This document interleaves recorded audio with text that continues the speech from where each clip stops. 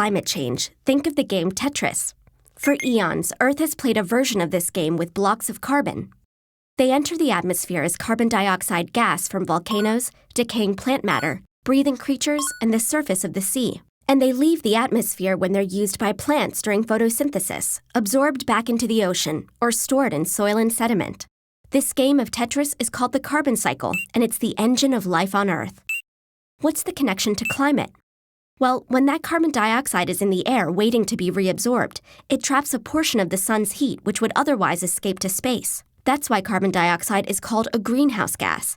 It creates a blanket of warmth known as the greenhouse effect that keeps our Earth from freezing like Mars. The more carbon dioxide blocks hang out in the atmosphere waiting to be cleared, the warmer Earth becomes. Though the amount of carbon in the atmosphere has varied through ice ages and asteroid impacts, over the past 8,000 years, the stable climate we know took shape, allowing human civilization to thrive. But about 200 years ago, we began digging up that old carbon that had been stored in the soil. These fossil fuels, coal, oil, and natural gas, are made from the buried remains of plants and animals that died long before humans evolved. The energy stored inside them was able to power our factories, cars, and power plants. But burning these fuels also injected new carbon blocks into Earth's Tetris game. At the same time, we cleared forests for agriculture, reducing the Earth's ability to remove the blocks. And since 1750, the amount of carbon in the atmosphere has increased by 40% and shows no sign of slowing.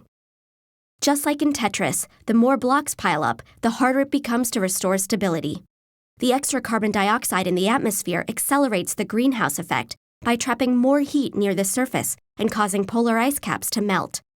And the more they melt, the less sunlight they're able to reflect, making the oceans warm even faster.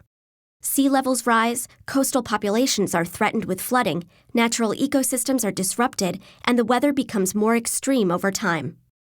Climate change may affect different people and places in different ways, but ultimately it's a game that we're all stuck playing. And unlike in Tetris, we won't get a chance to start over and try again.